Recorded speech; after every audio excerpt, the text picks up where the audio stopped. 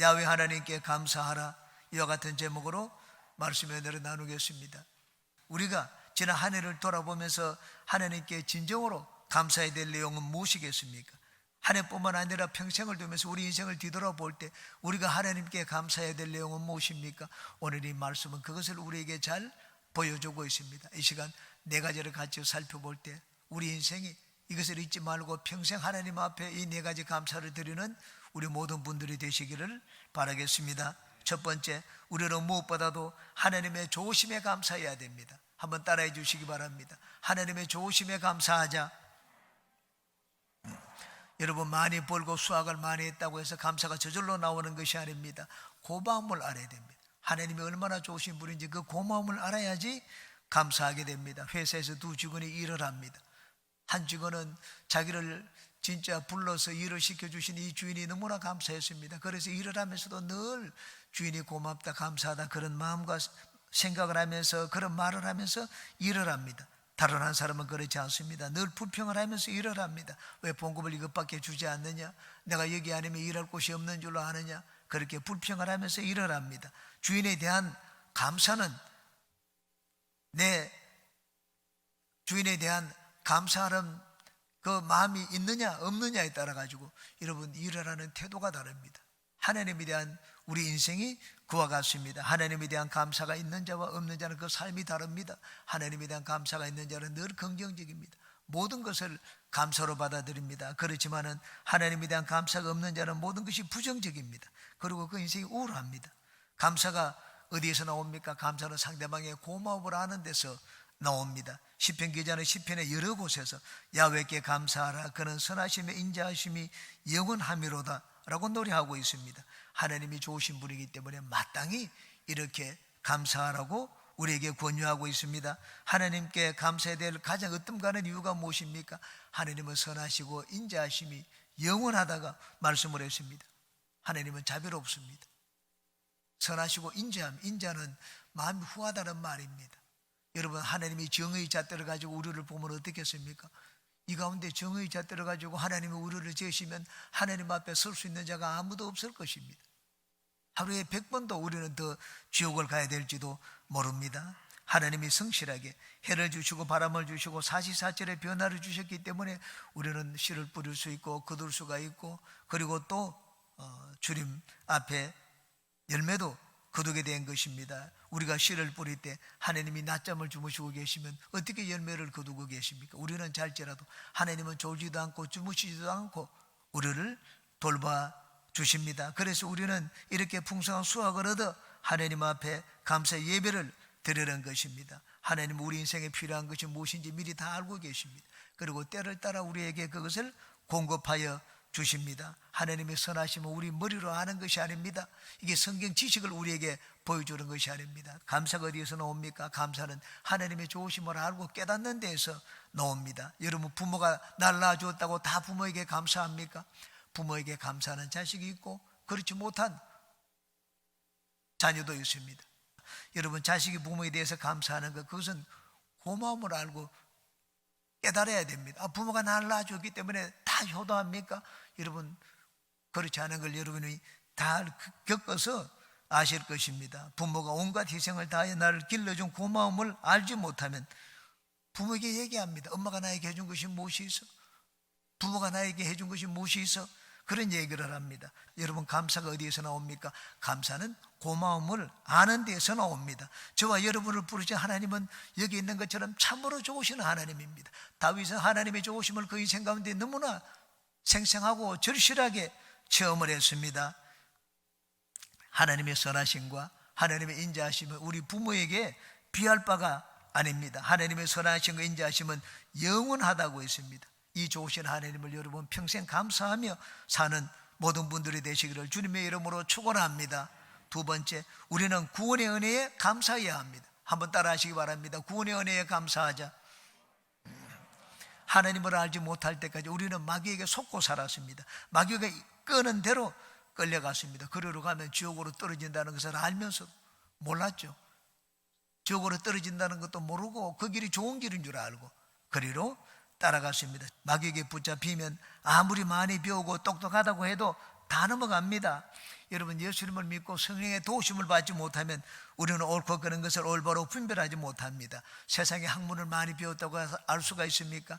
성경은 그렇게 말하지 않습니다. 고린도전서 1장 21절입니다. 하나님의 지혜에 있어서는 이 세상이 자기 지혜로 하나님을 알지 못함으로 하나님께서 전도의 미련한 것으로 믿는 자들을 구원하시기를 기뻐하셨도다. 구원, 하나님 우리를 구원하셨습니다. 우리 스스로 구원받아 하나님을 알고 찾아 나온 것이 아닙니다. 14절에도 보십시오. 흑암과 사망의 그늘에서 인도하여 내시고 그들의 얽매인 줄을 끊으셨도다. 하나님이 우리에게 구원의 은혜를 베풀어 주셨습니다. 우리가 은혜 중에 은혜요, 평생 감사를 잊지 말아야 될 것은 우리를 구원하신 하나님의 구원의 은혜입니다. 여러분, 왜 감사해야 됩니까? 구원을 위해서 내가 한 것은 아무것도 없기 때문입니다. 내가 100번 죽었다 깨도 여러분, 얻을 수 없고 누릴 수 없는 것이 바로 예수님이 나를 위하여 십자가에 단번에 이루어 놓으신 구원의 은혜입니다. 그러므로 여러분, 구원의 은혜를 잊어버리는 순간 우리는 교만해집니다. 내가 무엇이 된 것처럼 여깁니다. 자기 의를 내세웁니다. 하나님을 높이기보다 자기 주장과 자기 의견을 더 강하게 얘기해야 됩니다. 하나님께 돌아가야 될 영광을 내가 중간에서 가로채기도 합니다. 여러분, 교만하게 되면 제일 무서운 것은 이제는 쉽게 마귀의 손에 넘어가게 됩니다. 마귀는 합법적으로 우리 인생을 도둑질하고 죽이고 멸망시킵니다. 그러면 우리 인생이 고난과 괴로움을 당합니다. 그러므로 우리는 내가 어디에서 건진받아 구원을 받았느냐 하는 것을 평생 잊지 말아야 됩니다. 우리의 근본은 먼지와 티끌입니다. 그렇게 우리는 가치 있는 그런 존재가 아닙니다. 그런데 이제 예수님을 알고 믿어서 하늘의 모든 좋은 것을 상속받는 하나님의 자녀가 되었습니다. 영접하는 자, 곧 그 이름을 믿는 자에게는 하나님의 자녀가 되는 권세를 주셨다고 했습니다. 여러분, 우리가 이 땅에서 사는 것이 전부가 아닙니다. 한번 죽는 것은 정한이 있지요. 죽고 난 다음에 우리는 반드시 심판자 앞에 서게 될 것입니다. 그때 예수님을 믿는 자는 예수님과 함께 하늘의 좋은 것들을 다 상속받아 누리게 될 것입니다. 이 땅에 살 때 부족한 것이 있고 모자란 것이 있고 좀 약한 것이 있을지라도 그것은 잠깐입니다. 예수님을 믿는 자들은 이젠 죽고 난 다음에 더 이상 앓는 것이나 곡하는 것이나 아픈 것이나 슬픈 것이나 눈물이 없고 영원히 다시 죽지 않는 그런 세상에서 영원히 예수님과 함께 삽니다. 이 얼마나 큰 은혜입니까? 여러분, 이 땅에 사는 것이 전부가 아닙니다. 하나는 가진 것이 없는데요, 부족한데요, 모자란데요, 나는 장애가 있는데요. 여러분, 그것은 잠깐입니다. 이 땅에 있는 모든 것은 지나가고 사라집니다. 아름다운 것도 거짓되고 고운 것도 거짓되고 아름다운 것도 헛되다고 말씀을 했습니다. 모든 것은 낡아지고 후패합니다. 예수님을 믿고 하나님을 경외하는 자들은 하나님 앞에 섰을 때 칭찬을 받고 상급을 얻을 것이라고 했습니다. 그러므로 여러분은 구원의 은혜가 얼마나 귀하고 큰 것인가를 생각하고 평생 그 은혜에 감사하는 모든 분들이 되시기를 주님의 이름으로 축원합니다. 세 번째입니다. 기적으로 내 삶을 돌봐주신 것을 감사해야 됩니다. 한번 따라해 주시기 바랍니다. 기적으로 돌보신 은혜에 감사하자. 8절을 한번 보시기 바랍니다. 야훼 인자하심과 인생에게 행하신 기적으로 말미암아 그를 찬송할지로다. 이 똑같은 표현이 뒤에 세 번 더 나옵니다. 107편에는 기적으로 말미암아 그를 찬송할지로다 그렇게 말씀을 했습니다. 네 번이나 그렇게 말씀을 했습니다. 예수님을 믿어서 하나님의 자녀가 된 자들은 하나님의 특별하게 다스리십니다. 하나님의 특별한 다스림이 기적입니다. 물론 하나님이 세상 사람도 다스립니다. 세상 사람들은 특별하게 다스리지 않습니다. 세상 사람들은 그냥 일반적으로 다스립니다. 이것을 일반 은혜라고 합니다. 자연의 은혜입니다. 비를 주시고 태양을 주시고 공기를 주시고 그리고 살 수 있도록 하나님이 모든 것을 공급하여 주십니다. 그런데 하나님을 믿는 그의 백성은 그렇지 않습니다. 하나님이 특별하게 다스립니다. 이걸 특별 은혜 또는 특별 섭리라고 합니다. 바로 그것이 기적입니다. 하나님은 우리 인생에 그의 백성들에게 기적을 베푸시는 분입니다. 33절 이하를 보시기 바랍니다. 야훼께서는 강이 변하여 광야가 되게 하시며 샘이 변하여 마른 땅이 되게 하시며 그 주민의 악으로 말미암아 옥토가 변하여 염전이 되게 하시며 또 광야가 변하여 못이 되게 하시며 마른 땅이 변하여 샘물이 되게 하시고, 하나님은 이렇게도 하고 저렇게도 하실 수가 있습니다. 인간은 도저히 생각지 못하는 것을 하나님은 행하시는 분입니다. 하나님은 그의 자녀들에게 기적을 행하시는 분입니다. 의사가 고치지 못하는 질병을 고쳐줍니다. 우리 교회 성도들 여러분들이 저한테 와서 얘기하는 것 저는 잘 들어서 알고 있습니다. 여기 찬양 인도하는 오해석 권사님 1시간도 서 있지를 못했다고 했습니다. 허리가 아파서. 그런데 찬양 인도를 하는 동안에 이제는 뭐 하루 종일 서 있어도 괜찮도록 허리를 건강하게 해주셨다는 말을 하는 것을 들었습니다. 남편 되시는 안수 집사님은 죽은 가운데서 살아나셨습니다. 여러분, 서울대 병원에서 이 간이식을 하는데 순서가 되지 않았습니다. 그런데 너무나 위중했습니다.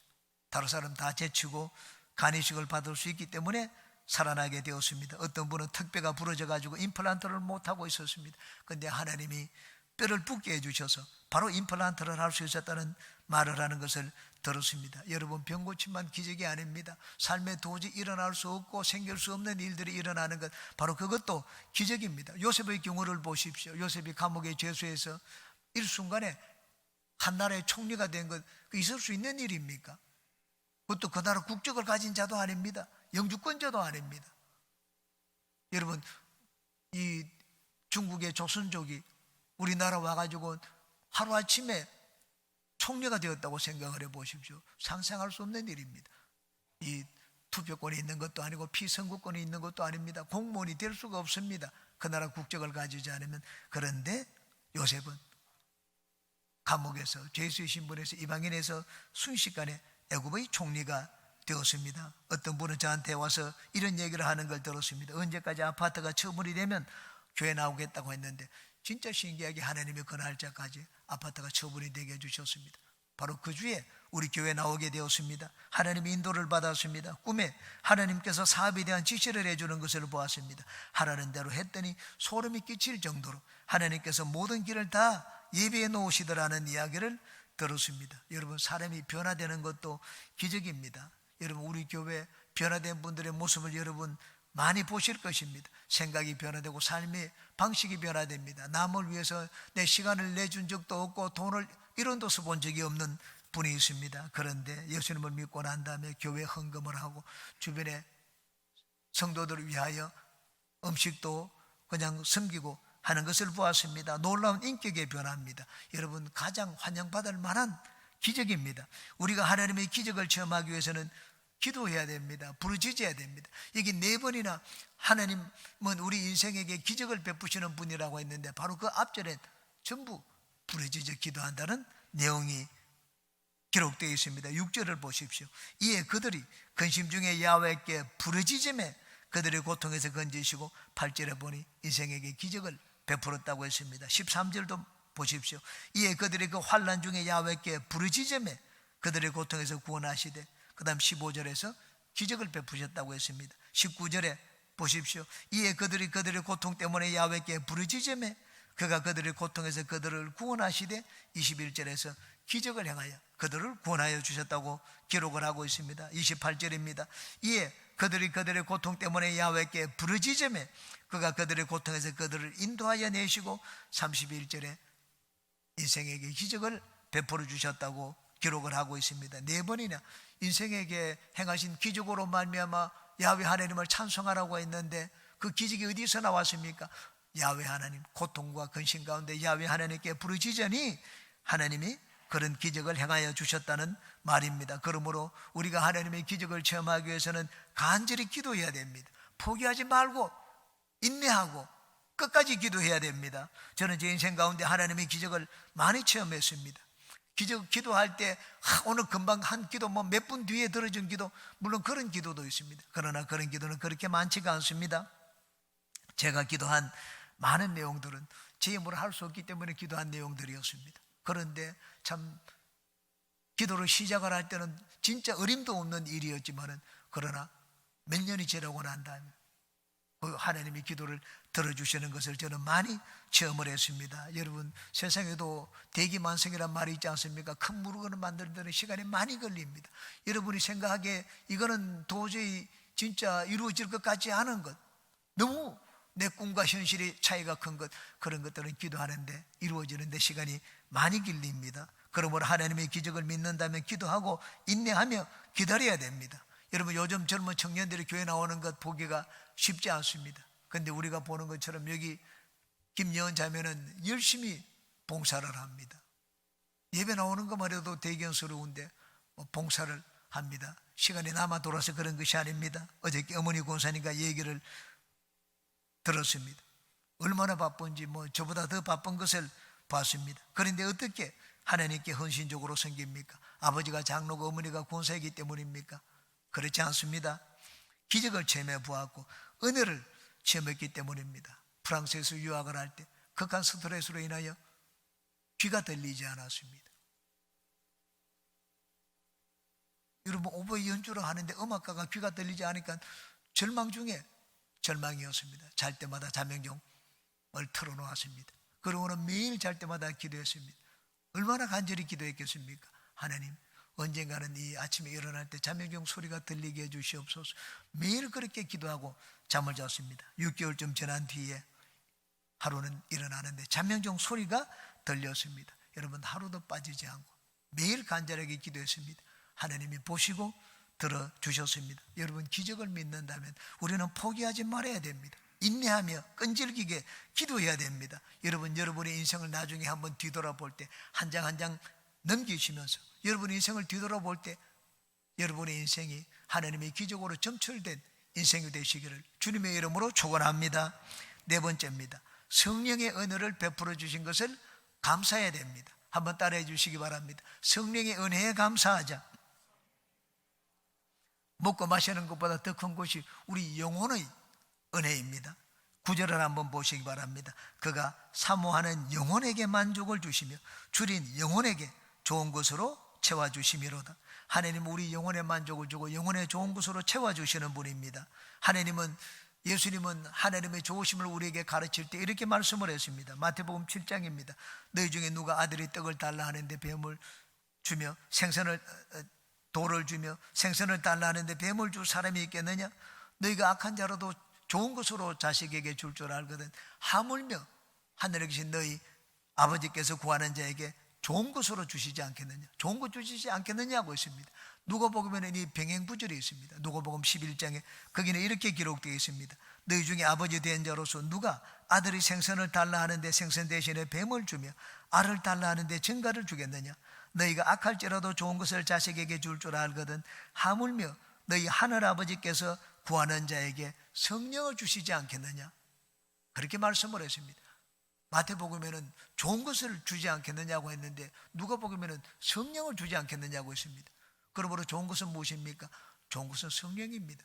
하늘에서 우리에게 주는 가장 좋은 선물은 바로 성령입니다. 성령은 어떤 분입니까? 우리 영혼을 만족하게 해주시는 분이라고 하십니다. 그 영혼은 무엇입니까?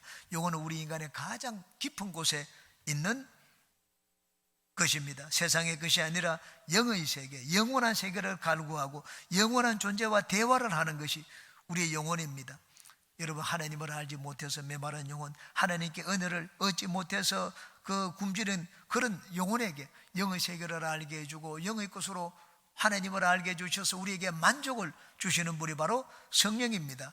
여러분, 세상의 모든 것을 다 얻어도 우리 영혼이 만족을 얻지 못하면 우리의 심령은 결코 편하지 않습니다. 맛있는 거 먹고 즐거운 것처럼 보이지만 보이는 것입니다. 마음은 결코 평안하지 않습니다. 그렇지만 세상의 모든 것을 다 잃어도 내 마음속에 하나님을 모시고 있으면 우리는 결코 다 잃은 것이 아닙니다. 우리는 부유합니다. 우리의 영혼이 영의 세계를 알고 하나님을 알고 인생의 참 행복과 만족을 누리면서 살도록 하기 위해서 예수님은 하늘 보좌에 오르신데 우리에게 성령을 보내주셨습니다. 왜냐하면 성령이 없이는 예수님을 제대로 알 수도 없고 하나님을 제대로 믿고 섬길 수 없는 것을 아셨기 때문입니다. 예수님의 제자들은 자기들의 눈으로 부활하신 예수님을 봤습니다. 도마 같은 자는 예수님의 옆구리에 손을 넣어 보았습니다. 깜짝 놀랐습니다. 이럴 수가 있느냐? 죽은 예수님이 살아나시다니.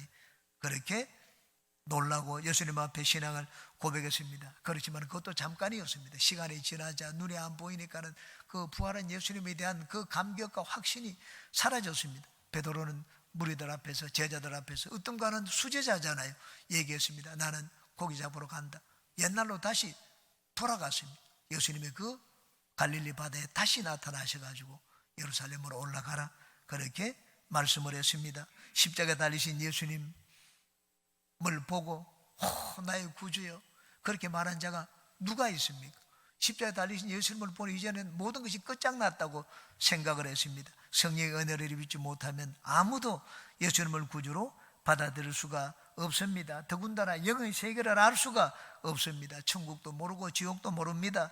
그러나 성령이 나에게 임하시면 영의 눈이 떠져서 예수님이 나의 구주라는 것을 환하게 알게 되고 가보지 않은 천국도 확신하게 됩니다. 고린도전서 1장입니다. 우리가 세상의 영을 받지 아니하고 오직 하나님으로부터 온 영을 받았으니 이는 우리로 하여금 하나님께서 우리에게 은혜로 주신 것들을 알게 하려 하심이라.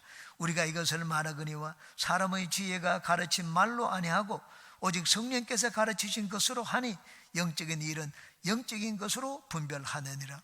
하나님은 우리에게 위로부터 내린 것들을 알고 깨닫기 위해서는 위에서 내려오신 성령의 도움을 받아야 됩니다. 예수님은 위로부터 왔습니다. 예수님을 알기 위해서는 성령의 도움을 받아야 됩니다. 하나님은 우리를 위해서 예배해 놓은 것들 천국입니다. 그것도 성령이 있어야지 천국을 우리는 알고 깨닫게 됩니다. 여러분, 신앙생활이 무엇입니까? 신앙생활은 영의 존재와 영의 세계에 대한 것을 배우는 삶입니다. 영의 세계에 대해서 눈을 뜨고 영의 존재를 알 수 있도록 하여 주시는 분이 바로 성령입니다. 그러므로 우리가 세상의 것은 가진 것이 없어도 성령의 은혜를 입으면 배부릅니다. 우리 영혼이 만족을 얻고 우리 영혼이 배부릅니다. 세상의 것으로는 풍족할지라도 우리 영이 배부르지 않으면 뭔가 불안하고 불편합니다. 모자란 것을 느낍니다. 그러므로 여러분은 늘 성령의 은혜를 사모하시기 바랍니다. 영의 세계의 무궁무진한 것들을 우리에게 보여주시고 우리의 손을 잡고 이 영의 세계를 안전하게 항해하여 천국까지 인도하시는 분이 바로 성령이십니다. 예수님이 십자가로 마련해 놓으신 나를 위한 모든 좋은 것들을 깨닫게 만들어 주시고 누리게 만들어 주시는 분이 성령입니다. 그러므로 하나님이 여러분에게 성령을 부어주신 것을 무엇보다도 감사하시기 바랍니다. 성령이 무엇인지 모르겠다, 그런 분들은 하나님, 내가 진실된 감사를 주님께 드리기를 원합니다. 하나님을 알아야 감사드리지 않겠습니까? 하나님, 나에게도 성령을 부어주시옵소서. 그렇게 기도하는 여러분 되시기 바랍니다.